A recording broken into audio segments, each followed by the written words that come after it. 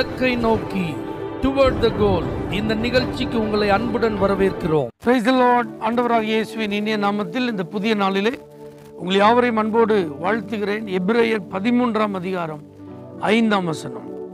நான் உன்னை விட்டு விலகுவதும் இல்லை, உன்னை கைவிடுவதும் இல்லை என்று அவர் சொல்லி இருக்கிறாரே.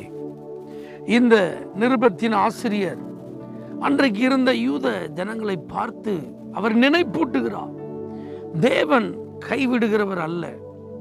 தேவன் ஒரு மனிதனை போல விட்டு விலகி போகிறவர் இல்லை. அவர் ஒரு வார்த்தையை சொல்லி இருப்பாரானால் அதன்படி அவர் செய்கிறவர் அல்லவா என்று நினைப்பூட்டுகிறத பார்க்கிறோம்.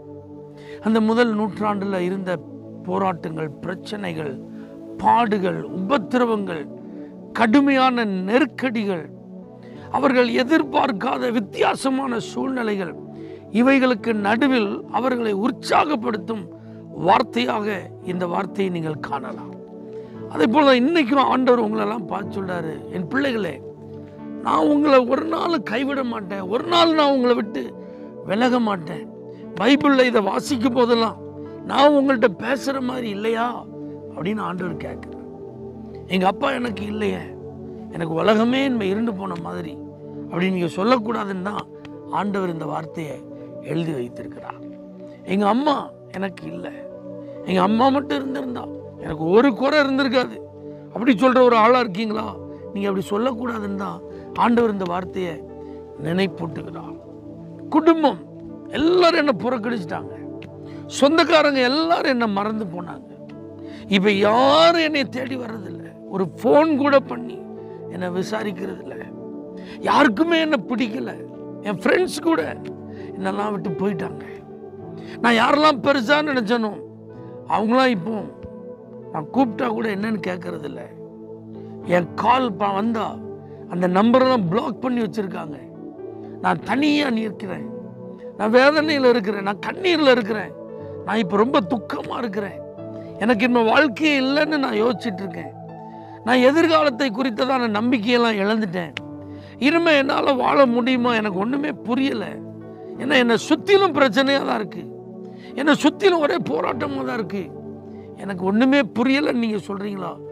உங்களை பார்த்து தான், சோர்ந்து போன உங்களை பார்த்து தான், கலங்கி இருக்கிற உங்களை பார்த்து தான், கவலைப்பட்டு இருக்கிற உங்களை பார்த்து தான் ஆண்டவர் சொல்கிறாரு, என் மகனே, என் மகளே, நான் உன்னை விட்டு விலகவே மாட்டேன், நான் ஒரு நாள் உன்னை கைவிடவே மாட்டேன், கண்டிப்பாக இந்த சூழ்நிலையை நான் மாற்றுவேன், இந்த நெருக்கத்திலிருந்து நான் உன்னை வெளியில் கொண்டு வருவேன், நிச்சயமாக நான் உன்னை ஆசீர்வதிப்பேன், நீ சோர்ந்து போகாது, இது கொஞ்ச காலம், எல்லாம் மாறிடும், இந்த சூழ்நிலை, இந்த நிலைமை எல்லாம் மாறும், எல்லாத்துக்கும் ஒரு முடிவு இருக்கு, நம்பிக்கையோடு இரு, சோர்ந்து போகாத என்று கர்த்தர் நேரடியாக உங்களோடு பேசுகிறார்.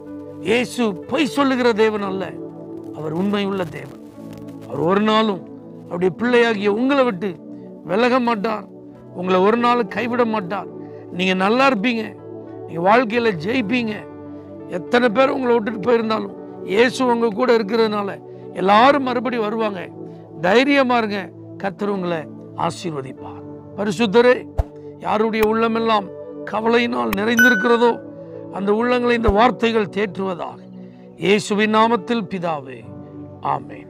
For prayer contact, Pastor J. J. Kumar, El Shaddai Ministries, 9500252586, Surandai.